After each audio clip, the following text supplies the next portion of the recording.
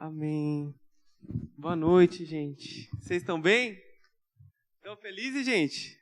Amém. Estão felizes? Vocês têm fome de Deus? Eu tenho muita fome de Jesus e eu quero encontrar Ele com vocês essa noite. Eu não vim aqui para simplesmente pregar uma mensagem que você vai falar, uau, que bênção. Eu vim aqui para ter um encontro com Jesus, em família com vocês. Vocês são minha família.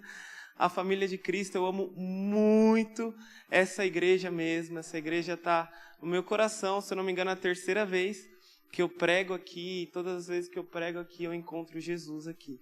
E hoje não vai ser diferente. Eu tenho muita expectativa naquilo que o Senhor vai fazer, porque Ele está aqui nesse lugar. Se tem uma certeza que eu tenho, é de que Ele está aqui nesse lugar. O mesmo Deus que com a palavra disse, haja luz e houve luz. O mesmo Deus que um dia disse para Noé que haveria dilúvio, é o mesmo Deus que fala que Ele estaria onde estiverem 2 ou 3. Então se Ele diz, eu tenho certeza, o meu Jesus, aquele que eu amo com todo o meu coração, Ele está aqui. E a gente corre o risco dessa noite de, não vai acontecer, mas muitas vezes aconteceu comigo, de eu tratar Jesus como o povo de Nazaré tratou Jesus. Porque o povo de Nazaré, eles estavam acostumados com a presença de Jesus. Jesus, conheço. Jesus é muito legal. Eu brincava com ele é filho do carpinteiro, ele é filho de Maria. Eu vi esse menino crescer. E por causa da casualidade que eles trataram de Jesus, Jesus não pôde fazer muitas coisas.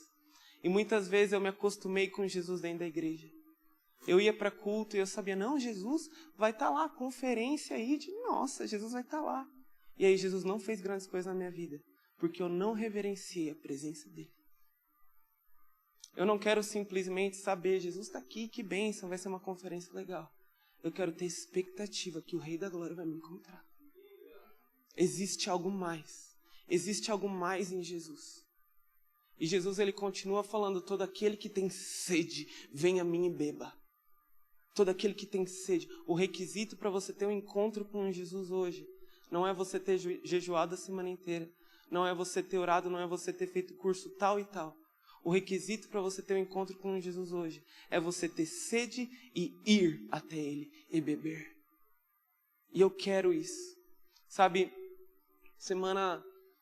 umas semanas atrás, eu senti Jesus falando, Mateus, eu quero que você tire um tempo para ficar só comigo. Uns 3 dias. E eu creio que 3 semanas atrás, eu estava num nível profundo em Jesus. Só que eu tirei essa semana, esse tempo, para estar mais próximo de Jesus. E terminou esse tempo. Eu olhei para mim mesmo, eu falei, existe muito mais. Eu estava num lugar em Deus, agora eu estou em outro e é muito melhor. O que eu estava perdendo? Existe muito mais. E talvez você tá contente como você está na conferência, está sendo abençoado, mas eu vim aqui para te falar uma coisa, existe muito mais. E é para quem tem sede, meu irmão, é para quem tem sede, não existe ninguém igual a Jesus. Tudo que você precisa é provar e ver que Ele é bom. Tudo que você precisa é de um toque de Jesus. E eu queria que agora, nesse momento, antes de eu pregar aqui, eu queria que a gente reverenciasse a presença de Deus. E eu queria que a gente olhasse para o nosso próprio coração. E a gente falasse, coração, desperta. Desperta para encontrar Jesus. Eu queria que a gente começasse a entrar num ambiente de oração e de adoração aqui. Sabe, os anjos agora, eles estão olhando para Jesus e falando, santo, santo, santo. Os anciãos, eles estão tirando as coroas e depositando diante do trono. E Jesus, quando foi perguntado pelos discípulos, Jesus nos ensina a orar. Ele começa a oração dele com uma frase impactante. Pai nosso, que estás nos céus, santificado seja o teu nome. Jesus, ele pega os discípulos, eles falam, se vocês querem a presença de Deus aqui na terra, como é lá no céu, vocês precisam entender o que está acontecendo no céu. No céu, eles estão falando santo, santo, santo. Então começa a orar, fala, Pai nosso, santificado, santo é o teu nome. A gente precisa, se a gente quer usufruir céu na terra, se a gente quer viver o reino de Deus, se a gente quer ver o reino de Deus ser implantado aqui na terra, a gente precisa fazer o que os céus fazem, reconhecer que Ele é santo. O Senhor, Ele vai trabalhar, Ele vai operar num ambiente que Ele é honrado. Amém? Então eu queria que a gente tirasse agora, que fosse 2 minutos, mas para a gente de uma maneira muito intencional. Os anciãos, eles estão toda hora, eu creio que é toda hora se prostrando e lançando as coroas deles. Alguém podia falar, não, você já lançou logo de manhã suas coisas, você já saiu do trono, já ajoelhou. Jesus sabe que você o ama. Não precisa fazer de novo, você está cansado, não. Eles decidem, Ele é santo e eu preciso reconhecer. A adoração não é sobre nós sairmos sentindo algo. O que eu quero nessa conferência aqui, nessa noite, não é que a gente saia na rua sentindo algo legal. O que eu quero é que a gente saia daqui com a certeza, o Senhor foi honrado. É sobre Ele receber algo aqui. É sobre Ele receber algo aqui. Então eu queria muito, muito que agora a gente fechasse os nossos olhos. Eu não sei como você vai fazer, mas eu queria que a gente honrasse Jesus, que é tão amável, que é tão lindo, aqui nesse lugar. Amém? Começa com as suas próprias palavras a honrar o Senhor.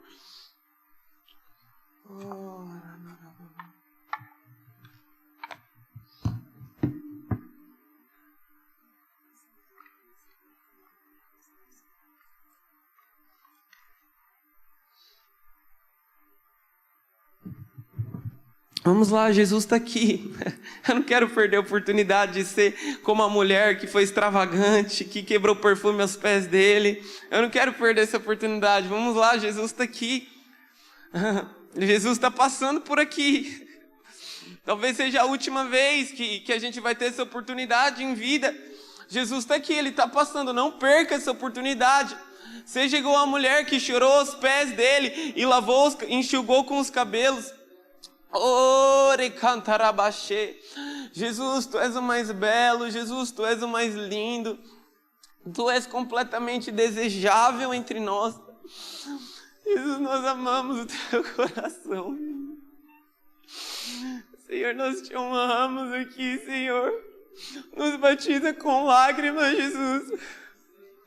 Batiza com uma paixão por Ti. Oh Jesus, oh Jesus. Ore anarabashore cantara mama mama mama mama mama mama. Ore cantara mashore cantara mashe. Ore cantare mama mama, Tu és bem-vindo, querido. Tu és bem-vindo, meu noivo, Jesus. Jesus, eu te amo, eu honro a Tua presença aqui, eu honro a Tua presença, Senhor, e eu nem sei o que esperar. Se o Senhor está no lugar, eu nem sei o que esperar, Jesus. Eu coloco para trás todas as experiências passadas que eu tive. Eu sei que o Senhor está aqui, então eu nem sei o que esperar. Senhor, só manifeste a Tua face aqui para nós, brilha a luz do Teu rosto sobre nós. É tudo que nós queremos, Pai. É um relance dos Teus olhos, é um relance da Tua face. Venha, Senhor, nesse lugar. Venha, Senhor, chora, cantaramai. Nós amamos Você. Amamos Você. Ah, como eu amo meu Jesus. Como eu amo meu Jesus.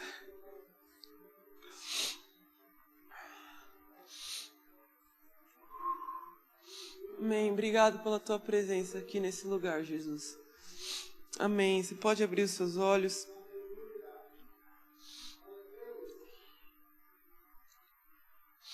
O Senhor está aqui nesse lugar e eu quero dizer que uma das características de Jesus que mais me impacta é o amor dele.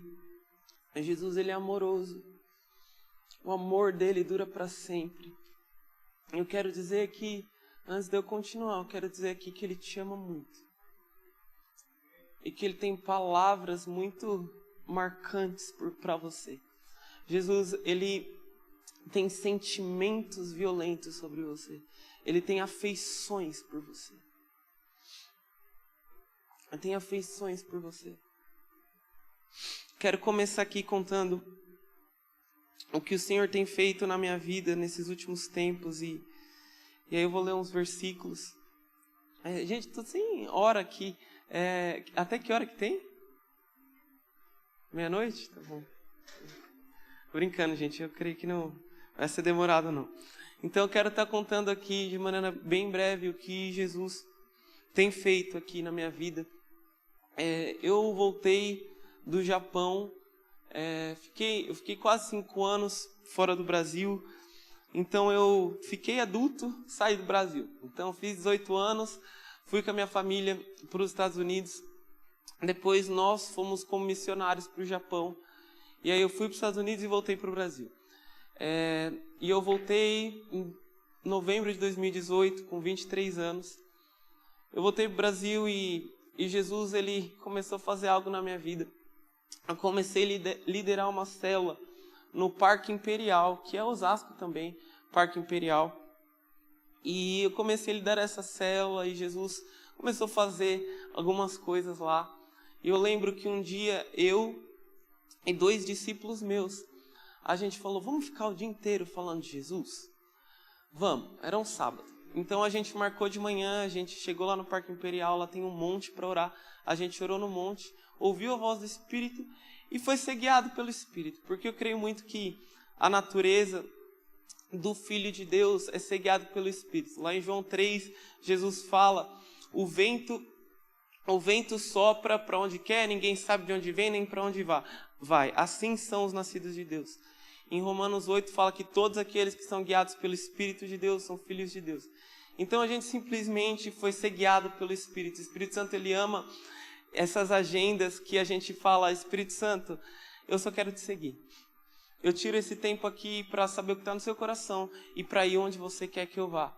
E a gente fez isso e a gente começou a andar numa favela chamada Morro do Socó. E a gente desceu o escadão e a gente foi parar num bairro chamado Portal do Oeste, que é norte de Osasco. Portal do Oeste. E a gente começou a andar naquele bairro. E aí a gente orou para uma senhora. Aí depois a gente encontrou um menino chamado Gabriel. A gente ministrou Jesus com o Gabriel. Fim das contas, o Gabriel ele se converteu. E a gente falou, Gabriel, a gente pode fazer uma reuniãozinha lá na sua casa? A gente chama de GE, Grupo de Evangelismo. O Gabriel fala, pode. O Gabriel mora num cômodo só, um cômodo. A gente começou a fazer a reunião na casa dele. E aí apareceram umas crianças no fim. Aí a gente falou, semana que vem a gente vai começar uma reunião para as crianças aqui. Chama a criançada.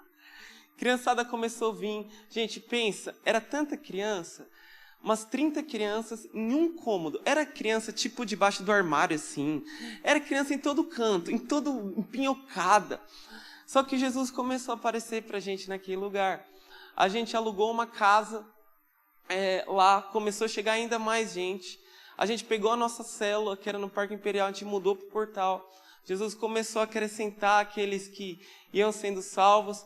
A gente alugou uma garagem, a gente começou a fazer culto de domingo lá e abrimos uma igreja. Hoje a gente tem uma igreja lá no Portal e tudo isso começou na pandemia, quando todo mundo falava, não saia de casa, fique dentro de casa. Tinha uma multidão indo para o inferno lá no Portal, que não assiste culto online, porque lá não tem condição nenhuma, o povo nem internet tem em casa. Jesus enviou a gente para lá e hoje a gente tem uma igreja. E Jesus tem me ensinado muito com isso. Eu quero compartilhar com vocês o que Ele tem me ensinado. E eu quero estar lendo com vocês aqui, 2 Coríntios 11.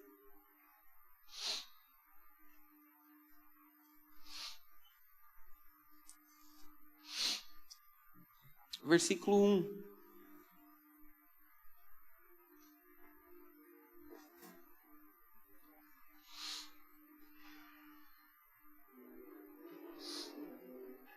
Diz assim,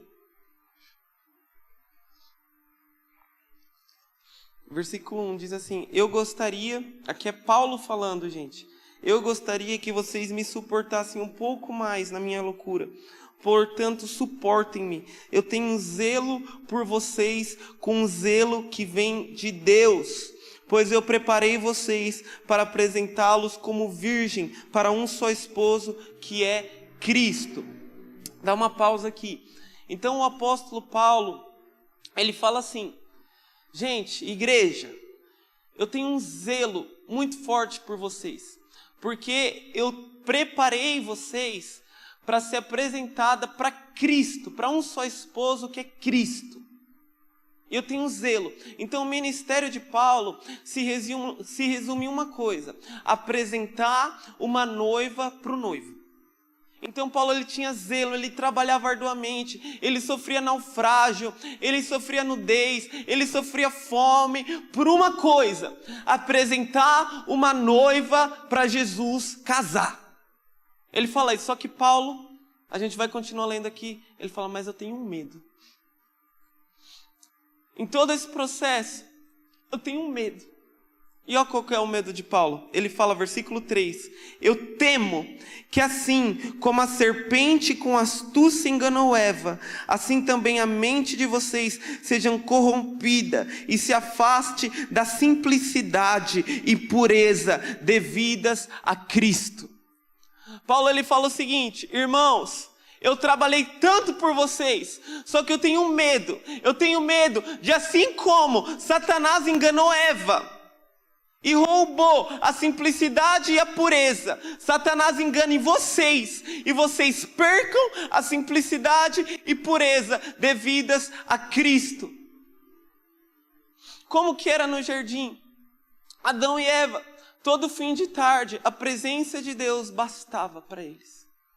O Senhor, ele vinha lá no pôr do sol, talvez era 5, 6 horas da tarde. Deus, ele vinha no jardim e tudo o que eles precisavam era caminhar com o Senhor. Eles não precisavam de muito, eles eram simples e puros. Eles podiam andar nus diante de Deus. E o Senhor amava isso. O Senhor amava esse tempo com Adão e Eva. Só que um dia a serpente veio e roubou o que eles tinham de mais precioso, simplicidade e pureza. Falou assim, gente, existe algo mais além de Deus, vocês podem ser igual a Ele. E aí roubou. E aqui Paulo, ele está falando a mesma coisa. Ele falou, eu temo que assim como a serpente com astúcia enganou a Eva, ela engane a igreja e vocês percam a simplicidade e a pureza devidas a Jesus. Ele tinha um medo só, o apóstolo Paulo, que acontecesse a mesma coisa que aconteceu no jardim. E eu vejo que muitas vezes isso tem acontecido com a igreja. Só Jesus não tem sido mais suficiente. Só andar com o Senhor num culto não tem sido mais suficiente. A gente precisa de tanta coisa. A gente precisa de um pastor tal. A gente precisa de luz tal. A gente precisa disso, daquilo. E o que Jesus tem me ensinado, no meio da favela lá, onde a gente não tem condição nenhuma das coisas, ele tem ensinado uma coisa: eu sou suficiente para você. E ele tem se mostrado tão real. Jesus, ele tem se mostrado tão real. E ele tem nos levado à profundidade dele. Tudo que a gente precisa de Jesus. Tudo que eu quero essa noite é Jesus, irmão. Ele é lindo, ele é maravilhoso. Sabe, é impressionante lá em Apocalipse. Apocalipse, se não me engano, 16, não lembro. Fala da grande Babilônia. E aí a Bíblia relata a roupa da grande Babilônia, que é a grande prostituta. Então a grande Babilônia é uma representação barata da igreja. E a Bíblia relata a roupa dela. E como que é a roupa da grande Babilônia? Gente, se você ler, você fala, uau! É escarlate, são joias, assim, é uma luxúria. É algo muito assim, nossa. Só que em Apocalipse 19, fala da roupa da noiva. É um linho fino e puro. Uma roupa branca, assim. Simples. Talvez alguém olhe de fora e fala, ah, não. Essa é a roupa da noiva que vai casar, da grande noiva? É muito simples, só que Jesus ama. Sabe por que Jesus ama? Porque a roupa da noiva aponta para uma coisa. Lá em Apocalipse, se eu não me engano, no 12, fala que as vestes deles foram lavadas no sangue do Cordeiro. A roupa da noiva aponta para uma coisa, para a cruz de Cristo, do sangue que a lavou, só. Muitas vezes a gente, não estou falando que é errado, mas a gente depende de tantas outras coisas. Alguém está doente, a gente pensa em tudo, mas a gente não vai para a cruz de Cristo. A gente não aplica o sangue de Jesus. Está na hora de voltar à simplicidade. Está na hora de voltar para a pureza. Tudo que a gente tem, gente, é o sangue de Jesus. Moisés, ele entendia isso. Moisés, ele liderou o povo lá no deserto e ele viu grandes milagres. Ele viu manifestação da glória de Deus. Ele viu a nação do Egito ser destruída, o Mar Vermelho se abrir. Ele viu tudo aquilo. Ele viu tudo aquilo. Só que um dia o Senhor falou: Moisés, eu não vou com você mais. Eu não vou com vocês mais. O Moisés, ele fala: se você não for, não nos faça sair daqui. Porque o que nos difere dos outros povos da terra não é a tua presença. Ele entendeu. O que eu tenho de mais precioso é a presença do Senhor. Eu quero dizer para vocês aqui, como igreja, aquilo que vocês têm mais precioso é a presença do Espírito Santo e de Jesus. Então valorize com todas as suas forças a presença de Deus. Reverencie a presença de Deus. É o que nos difere de todos os outros povos, de todas outras religiões. O que nos difere não é que a gente é muito legal, não é que a gente é bonito, não é que os nossos templos são chiques. O que nos difere é a presença do Senhor. É quem Ele é. Por que a gente veio hoje aqui à noite? Por que a gente veio nessa conferência? É por causa da presença do Senhor. Ele é tudo que a gente precisa. Quero ler com vocês aqui Apocalipse 1, se você puder abrir sua Bíblia.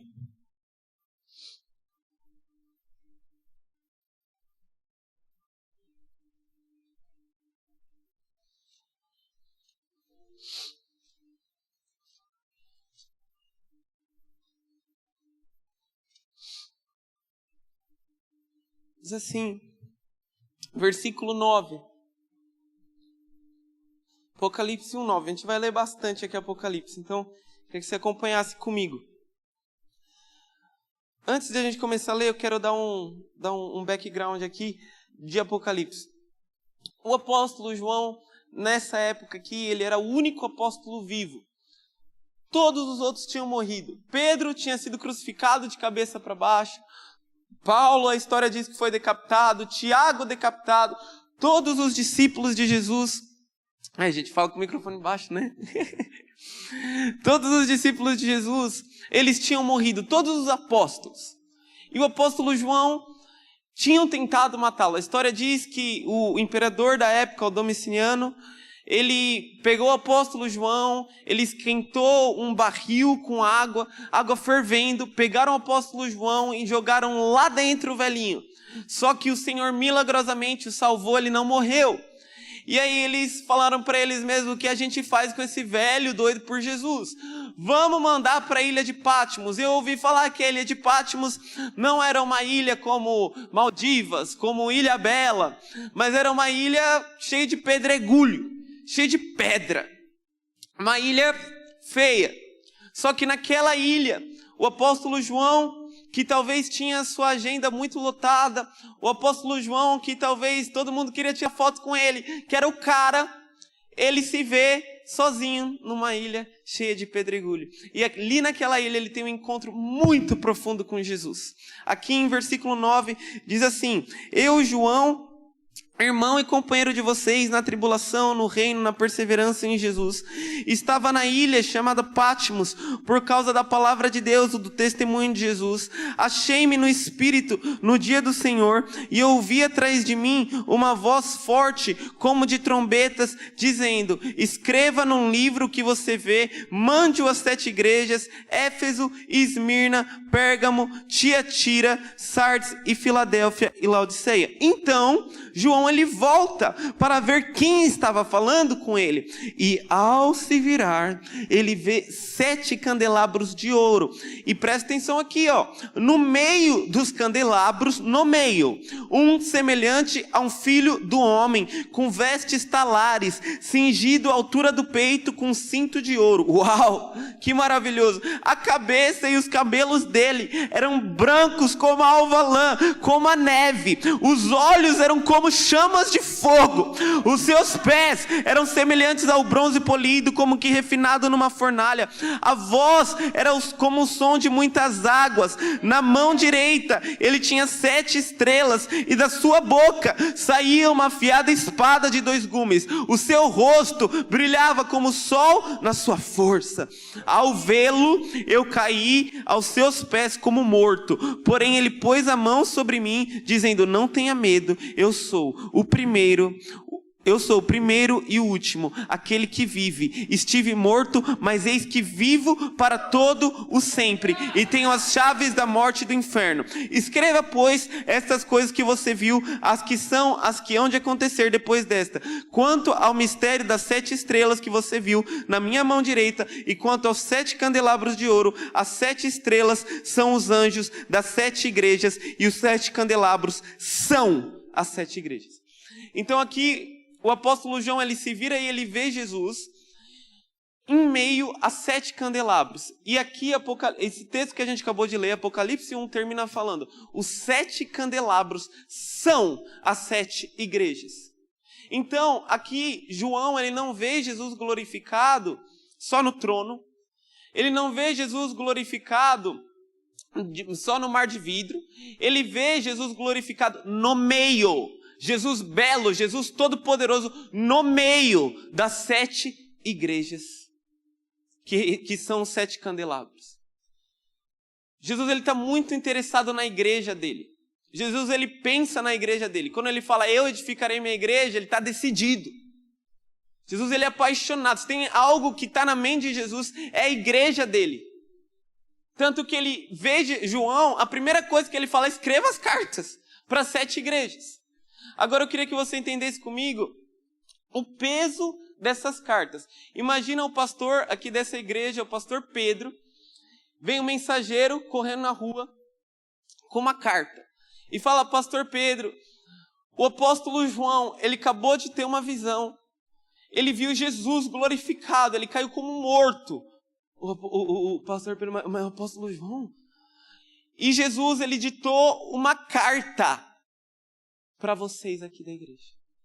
Gente, eu acho que o pastor Pedro, ele ia pegar a carta tremendo assim.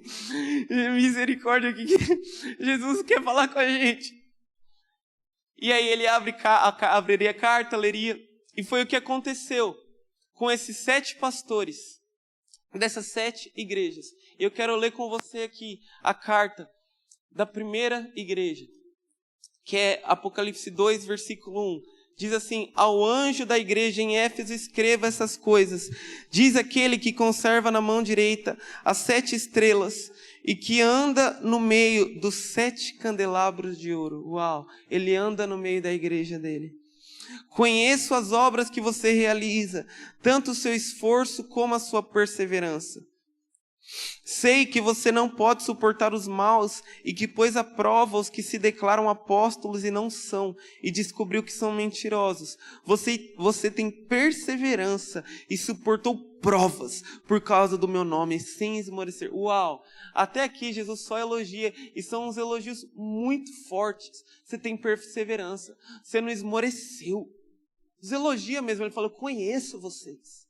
Eu conheço, vocês não são de brincadeira não. E aí Jesus continua, versículo 4, ele fala: tenho, porém, contra você o seguinte: você abandonou o seu primeiro amor. Lembre-se, pois, de onde você caiu. Arrependa-se e volte à prática das primeiras obras. Se você não se arrepender, virei até você e tirarei o seu candelabro do lugar dele. Uau! Olha aqui a repreensão e a consequência caso não haja arrependimento. Jesus não quer estar perto da igreja. Para mim, de todas as cartas aqui, essa é a repreensão e a consequência caso não se arrependa, a pior.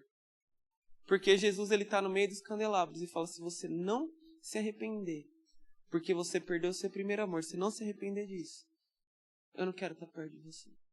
Jesus, ele não quer estar perto de uma igreja que não o ame de verdade. É o primeiro amor. E por isso ele repreende. Agora eu queria contar para vocês um pouco da história dessa igreja, que está na própria Bíblia, da igreja de Éfeso. Um dia, o apóstolo Paulo, ele chegou nessa grande cidade, conhecidíssima, chamado Éfeso. E o apóstolo Paulo, ele ficou sabendo que existiam 12 homens lá que eram crentes, que tinham se convertido. E ele chega lá, ele fica sabendo, a primeira coisa que ele quer é se reunir com esses caras. Eu tive o privilégio de, em 2011, ir para Éfeso.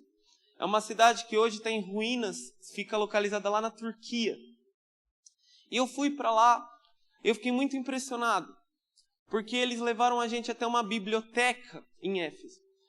E lá naquela biblioteca, não era uma biblioteca para simplesmente ler. Naquela biblioteca tinham arquedutos que levavam para câmeras de prostituição, onde prostitutas cultuais ficavam lá, provavelmente ofereciam sacrifícios. Então os homens eles iam para a biblioteca, mas iam se prostituir. Lá em Éfeso, eu também fui para esse lugar, existia um teatro muito grande, onde toda a cidade um dia foi e ficou durante 2 horas gritando: grande é Diana dos Efésios. Era uma cidade muito, muito idólatra. Eles tinham paixão pela idolatria. Porque imagina se a gente fica aqui 2 horas falando qualquer coisa. Eu garanto que ia dar 5 minutos. A maioria aqui ia, não aguento mais. Eles ficaram durante 2 horas. Então era uma cidade onde o pecado não era, ver de vez em quando. O pecado era abundante naquela cidade. E eu imagino o apóstolo Paulo, imagina comigo, o apóstolo Paulo, ele chega lá. E ele fica sabendo que tem 12 convertidos. E ele chega, a cidade está um caos. A cidade é pecado para todo canto. Eu imagino que a conta não fechou na cabeça dele. Como assim? Tem 12 cristãos. Porque na cabeça do apóstolo Paulo era Jerusalém. Jerusalém, 11 discípulos. A cidade foi revolucionada.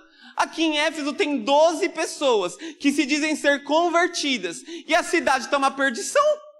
Então o apóstolo Paulo ele vai encontrar, esse está lá em Atos 19, ele vai encontrar esses 12 homens. E a primeira pergunta que o apóstolo Paulo faz para eles, não é: como é o nome de vocês, amados? Como é que está a célula? Como é que foi a conferência? Como é que foi... Paulo não faz nenhuma dessas perguntas, não. A primeira coisa que está descrita aqui em Atos 19, que Paulo pergunta para eles, é o seguinte: vocês receberam o Espírito Santo quando vocês creram? Que na cabeça de Paulo não é possível. Vocês receberam o Espírito Santo quando vocês creram? A resposta deles é chocante. Se prepare, olha a resposta deles.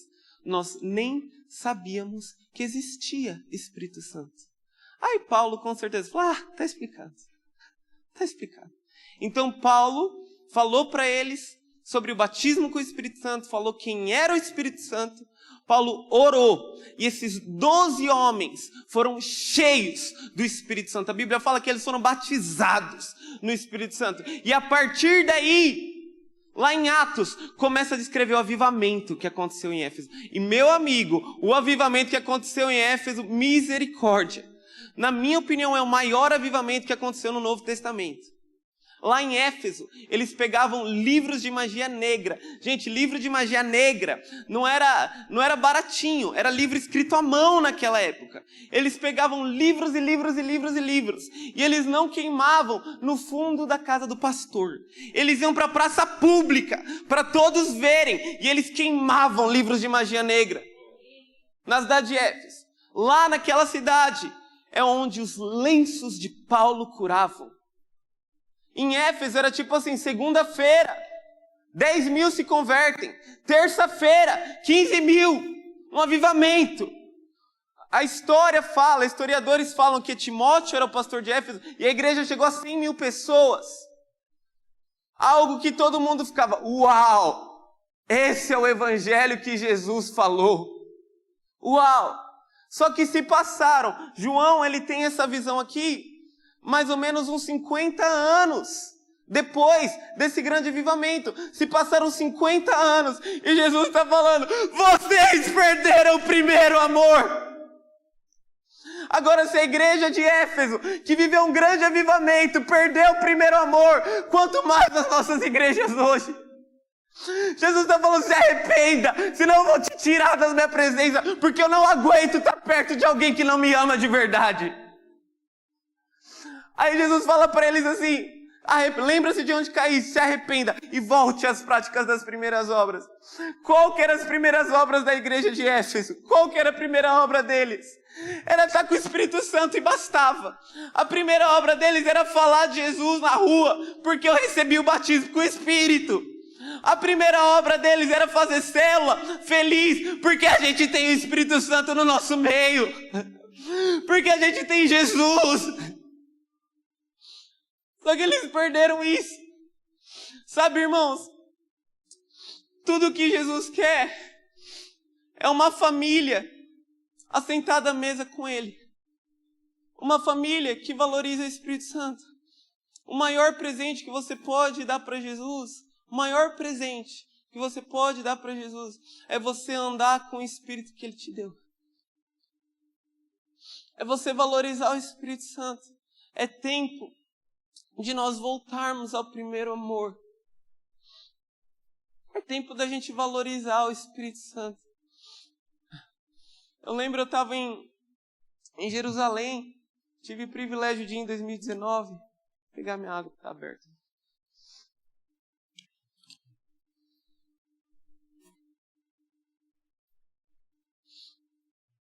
Em 2019 eu fui para Jerusalém e eu estava muito empolgado em ir para lá. Não somente para ver onde Jesus andou, mas para andar como Jesus andou em Jerusalém. E eu cheguei lá, comecei a andar nas ruas com a excursão e Jesus começou a fazer tanta coisa. Um dia eu tiro mais tempo para contar tudo que Jesus fez nessa viagem. Era uma viagem normal, a gente foi para estudar lá, uma viagem de excursão normal. A gente foi, não eram só cristãos que estavam juntos, era um mix. E a gente foi para a Universidade Hebraica. E lá na Universidade Hebraica, um professor que se dizia cristão, ele foi dar uma aula para a gente. Um professor muito renomado, muito renomado. E ele foi dar uma aula para a gente na Universidade Hebraica, que é a Universidade de Einstein. Aquela universidade, só de lá saiu 8 Nobels de alguma coisa. Então é uma universidade muito top, a melhor universidade de Israel. E a gente entrou naquela universidade, esse professor super top ia dar uma aula pra gente. E aquele professor super top, ele começou a falar, tipo assim, não é só o nome de Jesus que salva. Ele se dizia cristão. Não é só o nome de Jesus que salva. A pessoa pode estar ajoelhada para Buda e pode estar adorando Jesus também. Eu não aguentei, gente, eu não aguentei. Não podia ouvir aquilo e ir para casa. Eu levantei minha mão, comecei a falar, não, professor, só há um nome pelo qual nós podemos ser salvos. Aquele que crer e for batizado será salvo, aquele que não crer será condenado. Jesus é claro. Aí foi uma discussão, meu pai também estava junto, defendendo junto comigo, minha mãe, minha irmã. Eu sei que foi um clima muito chato e foi algo muito desgastante, porque esse professor ia ficar com a gente ele era o guia, nosso guia, ele ia ficar durante toda a viagem. E ele era um cara muito, muito, muito inteligente, é um cara muito inteligente. A gente saiu de lá e eu tava, confesso que eu tava bem, assim, mal por toda a discussão, mas tava feliz por ter defendido o evangelho. E a gente ia pro hotel jantar, só que eu falei, pai, mãe, eu vou andar aqui na rua, eu vou achar onde foi o túmulo de Jesus, a gente estava hospedado perto, e eu vou lá ver se está aberto, levar meu violão e tocar. E um detalhe, uma das coisas que esse professor estava tão bravo comigo, é porque todo lugar que a gente ia, eu compartilhava Jesus. A gente no restaurante, eu falava, Jesus, posso orar por você? Você tem alguma enfermidade? E aí as pessoas que não creem em Jesus ou que não foram baseadas no Espírito Santo se incomodam mesmo. Se incomoda demais. Não, essa não é a maneira certa, tem que ganhar em amizade. Amém, irmão. Mas aí, ele estava muito bravo comigo. Beleza. Fui até o túmulo de Jesus com meu violãozinho. E aí fui lá, estava fechado. E aí começou a chover.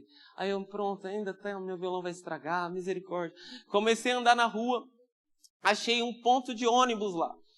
E lá naquele ponto de ônibus tinha um monte de árabe. Era um ponto de ônibus da galera árabe, da galera que crê em Alá. E eu abordei 2 senhores, não falavam nada de inglês, eu também não falo nada de árabe, não falo nada de hebraico, só que eu sei falar uma coisa que todo mundo entende naquele país, Yeshua. Yeshua é a única palavra que eu sabia fazer. Então eu cheguei até aqueles homens, aí comecei a fazer sinal assim, dor, assim, orar. Aí eu fiquei sabendo que um deles lá tinha dor no joelho. Era árabe, um monte de árabe, gente, imagina a cena. Aí eu coloquei a mão no joelho dele, em nome de Yeshua, seja curado. Em nome de Yeshua, seja curado. E aí ele falou, nossa, meu joelho está melhor. Foi o que eu entendi. Fim das contas, eu saí daquele lugar, e eu senti a presença do Espírito Santo. Mateus, é isso aí. Tipo assim, Mateus, gêmeos ativar. Mateus, a gente junto. Sabe quando você sentiu, uau. E o engraçado é que a universidade que a gente estava antes é considerado o templo da sabedoria. Tudo. E o Espírito Santo, ele confirmou no meu coração. Ele falou, Mateus, esse segredo foi escondido dos sábios e foi escondido dos eruditos e foi revelado aos pequeninos. Cristo em você é a esperança da glória. E eu saí dali tão feliz. Sabe por que eu saí feliz? Porque tudo que eu preciso é do doce Espírito. Tudo que eu preciso é andar com Ele. Sabe o que você precisa aqui para mudar essa cidade? Essa cidade ainda não foi mudada, porque a gente não entendeu que Ele é tudo que a gente precisa. A igreja de Éfeso, lá atrás, entendeu isso. Tudo que eles precisavam é do Espírito Santo, do batismo com o Espírito. E Jesus fez na cidade, só que eles perderam essa essência. Eles perderam, Jesus está convidando a gente de volta a isso. De volta a isso. Eu lembro um dos dias, mais um testemunho lá de Israel. Eu estava andando na cidade de Jerusalém. E aí eu estava passando na rua um judeu com um quipazinho assim. E ele estava meio que mancando. Aí eu abordei ele, falei, com licença, eu posso orar por você? Aí ele falou, sim, pode orar. E ele achou que eu ia orar diretamente, somente usando o nome de Elohim, não de Yeshua, não de Jesus. E aí eu orei por ele, coloquei a mão no joelho dele, e eu falei, joelho, seja curado. E eu falei, no nome, in the name of Yeshua. Ai, quando eu falei isso, aquele cara não gostou, gente. Ele tirou a minha mão do joelho dele e falou, não, eu não creio nisso. Eu falei, tá bom, meu filho, mas vê como está seu joelho agora. Aí ele falou, não, eu não creio. Eu falei, tá bom, eu não creio. Eu falei, tá bom, mas me faz favor, vê como está seu joelho. Aí ele mexeu o joelho e ele me falou, tá melhor. Aí eu falei, pois é o nome que você não crê que te curou. Porque ele me repreendeu, já era tarde demais, já tinha falado o nome. Já tinha falado o nome de Jesus. Então, tudo que eu precisei ali foi uma coisa, o nome de Jesus. O nome de Jesus é suficiente, meu amigo. Só que eu percebi lá em Israel que muitas vezes eu não valorizava o nome de Jesus. Eu usava muitas vezes o nome de Jesus para brincadeira, usava para tudo. E aí quando eu usava de verdade, eu não cria realmente no poder do nome de Jesus. Só que quando eu cheguei lá, eu vi que se eu usasse o nome de Jesus para qualquer coisa, tipo, ia causar uma confusão lá. Então todas as vezes que eu usava o nome de Jesus, eu usava o nome de Jesus com consciência. O nome de Jesus. Tinha curado o nome de Jesus. Só um nome pelo qual podemos ser salvos. E Jesus começou a operar. Jesus está chamando a igreja de volta a crer que o nome dele que cura mesmo. É tempo de voltarmos à simplicidade e à pureza. Só que se você talvez perdeu o seu primeiro amor, meu irmão, Jesus ele te fala uma coisa. Lembra-te de onde caísse, arrependa-se. É tempo de se arrepender. E eu quero falar aqui com urgência, se arrependa enquanto é tempo. Ele ainda não afastou o candelabro de lugar. Só que ele está falando, me ame, volte os seus olhos para mim. Chore por mim de novo. Eu quero chorar por causa de Jesus. Eu quero olhar o nome de Jesus e ter vontade de chorar. Existia um homem chamado Evan Roberts. Acho que muitos aqui já ouviram falar do Evans, mas eu queria testemunhar aqui sobre o Evans. O Evan Roberts, ele era um menino que ele desejava mais de Deus. Ele queria mais Jesus.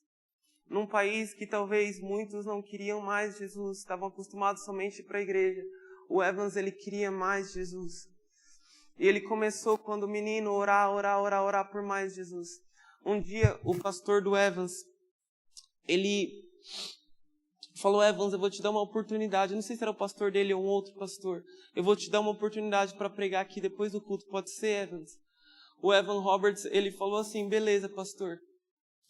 O pastor terminou, ficaram uns 20 irmãos. O Evans falou sobre entregar tudo para Jesus. Ele fez um apelo. E naquele apelo, 12 pessoas falaram: eu entrego tudo para Jesus. Jesus, ele é tudo para mim. O Evans, ele escreveu, começou um avivamento no país de Gales. Só que passou-se o tempo. O Evans, eu não lembro se isso aconteceu antes ou depois da faculdade, mas enfim. O Evans, ele recebeu uma oportunidade para uma faculdade, um seminário bíblico, que todo menino galense que era crente queria ir. Todo menino queria ir. E o Evans, ele recebeu essa oportunidade, só que o Espírito Santo falou para o Evans: Evans, não vai. Não vai, Evans. Eu não quero que você vá para o seminário bíblico. O Evans, ele desobedeceu. Não, uma oportunidade muito top, vou aprender mais. O Evans foi. E o Evan Roberts, toda vez que ele olhava para uma cruz, ele tinha vontade de chorar. Porque ele amava Jesus. Ele era um menino que amava muito Jesus. Ele foi para o seminário bíblico.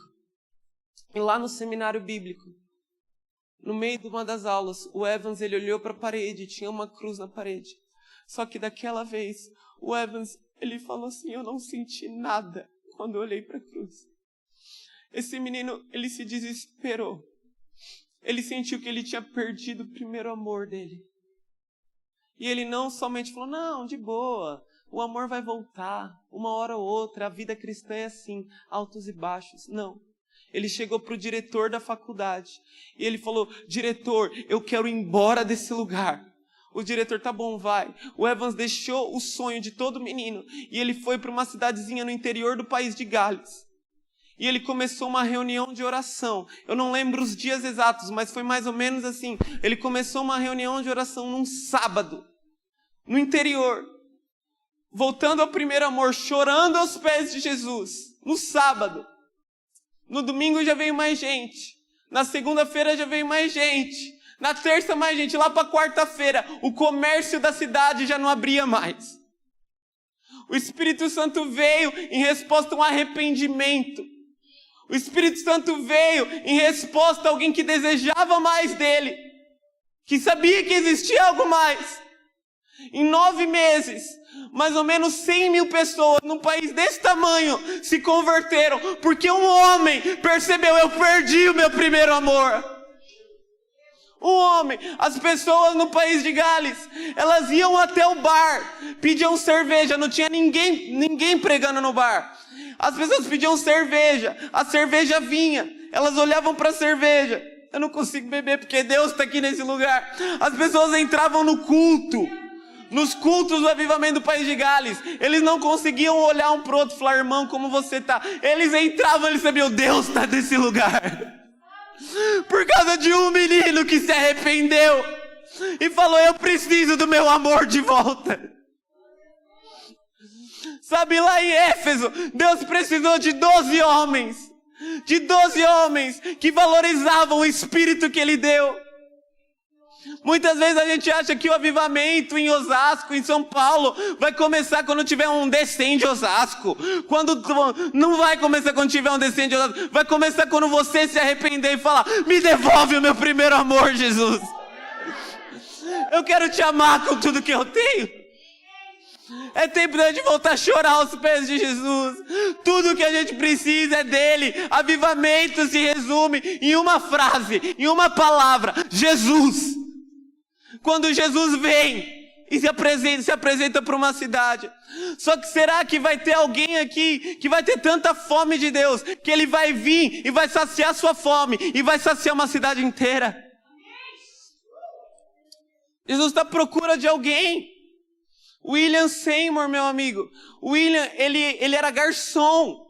Ele não era tempo integral na obra. William, ele orava 5 horas por dia, porque ele queria mais de Deus. O Espírito Santo falou, William, ainda está pouco. Ele passou a orar 7 horas por dia, porque ele tinha fome de algo mais. E a fome do William não era um sentimento que veio depois de uma conferência. A fome do William era uma convicção que ele queria mais de Deus. E ele orava mesmo sem sentir, sem ter vontade. E Jesus veio e se apresentou lá na rua Azusa. E hoje nós somos frutos disso, de um homem que era um garçom, que decidiu, eu preciso de mais de Deus. Deus está à procura dos próximos Evan Roberts. Jesus está à procura dos próximos William Seymours, que falam, Jesus, eu quero mais, eu preciso. Jesus, ele continua falando, aquele que tem sede, vem a mim e beba. Jesus, ele nos provoca, meus irmãos. Jesus, ele provoca a gente. Ele fala, aquele que tem sede, vem a mim e beba. Ele não fica, não, filhinha, não, deixa eu jogar na sua boca. Não. Vem a mim. Quem que vai ter coragem de ir até Jesus? Quem que vai ser o próximo cego de Jericó? Que vai começar igual um louco, gritar, filho de Davi, tem misericórdia de mim. Mas fica quieto, cego. Deixa Jesus passar. Ele ficou sabendo que Jesus estava passando na cidade dele. Ele começou a gritar ainda mais, filho de Davi, tem misericórdia de mim. Jesus parou. Traz esse cara aqui até mim. O que você quer? Eu quero voltar a ver, então volte. Onde está as próximas Marias Madalenas? Que quando Jesus estava na casa do fariseu, o mestre da lei, o cara da nação, Jesus está comendo lá, todo mundo comendo bonitinho, na casa do fariseu. De repente se ouve um som. O que é isso que está acontecendo na casa? Era uma mulher pecadora entrando. Ela estava nem aí. Ela começou a chorar nos pés de Jesus e lavar os pés de Jesus com as lágrimas e enxugar com os cabelos. Onde estão aqueles que querem? Sabe, meu amigo, a Bíblia fala que nos últimos dias, Jesus fala, em Mateus 24, o amor de quase todos se esfriaria. Se o amor de quase todos se esfriaria, o que garante que o seu não vai se esfriar se você está na média? Vamos fazer as contas. Se é quase, porque Jesus está falando de crente aqui. O amor de quase, porque o mundo não tem amor por ele. O amor de quase todos. Tá, quase todos é mais da metade. Se eu estou na média dos cristãos, o que garante que meu amor vai se esfriar? Vamos lá. Cadê os próximos? Que vão falar, eu Jesus. Se Jesus fosse tocar uma pessoa hoje. Qual que seria essa reação? Eu, Jesus, eu quero mais. Jesus, ele está à procura dos extravagantes. A mulher quebrou perfume aos pés dele, um perfume caríssimo. Sabe o que Jesus fala? Onde quer que o evangelho for pregado, isso vai ser anunciado. Por quê? Porque Jesus quer gerar isso de novo nas pessoas. Toda vez que o evangelho for pregado, isso vai ser anunciado. Jesus quer gerar isso nas pessoas. Cadê os próximos Davis que vão entrar em cortejo e vão dançar igual um louco diante da arca de Deus, diante da presença de Deus, e vão estar nem aí para o que os outros vão pensar? Ah, o Senhor fala, achei Davi. Eu achei Davi. Se ele achou, ele estava à procura. Eu achei Davi. Lá em Atos fala, homem segundo o meu coração. Eu achei alguém. Jesus, ele reflete o coração do Pai. Ele fala, o Pai está à procura de adoradores. Ele vai achar aqui alguém que não vai ligar para o que os outros... o que meu amigo vai pensar? Essa fome desenfreada, esse gol começar a gritar, a berrar. O que meu amigo vai pensar? Será que Jesus vai achar alguém aqui que tem fome por ele? Eu tenho fome por Jesus, meu amigo. E alguém faminto. Amigo, pensa assim comigo, uma pessoa que está 40 dias sem comer. Você oferece uma pizza para essa pessoa, você acha que ela vai ligar o que o amigo dela vai pensar? Ah, ele está comendo com a mão. Ah, ele... A minha alma tem sede de Deus, é o que Davi fala. É o que o salmista fala, acho que foi Corá. A minha alma tem sede de Deus. Sou como uma terra seca. Jesus, ele não te chamou para ser educadinho, bonitinho na presença dele. Ele está à procura de sedento. Ele está à procura de faminto e desesperado. Essa é a linguagem que a Bíblia usa. Tem algum faminto? Tem alguém que tem sede de Deus? Se Jesus fosse tocar uma pessoa hoje, será que seria você? Será que seria você? Jesus está à procura de alguém hoje aqui. Queria te convidar a ficar de pé.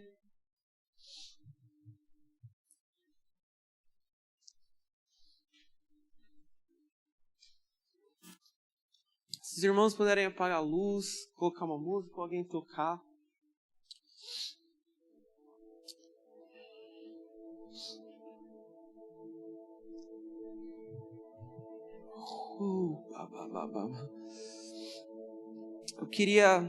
Eu quero falar mais uma vez as palavras de Jesus. Aquele que tem sede, venha a mim e beba. Eu queria convidar você que tem sede de Jesus a expressar isso agora. A expressar. Ofereçam o seu corpo, a Bíblia fala, como um sacrifício vivo, santo e agradável. Talvez você fale, não, mas eu expresso aqui no meu coração, Jesus sabe. A Bíblia fala, ofereçam o seu corpo como sacrifício vivo. Se o cego de Jericó falou, não, Jesus sabe, aqui no meu coração ele sabe que eu quero ser curado. Você acha que Jesus teria curado ele? Queria te convidar a se expressar aqui, a clamar por mais de Deus, a expressar sua fome. Se você quiser vir aqui na frente, se você fica à vontade, mas expresse de alguma maneira o seu desejo pela presença de Deus aqui.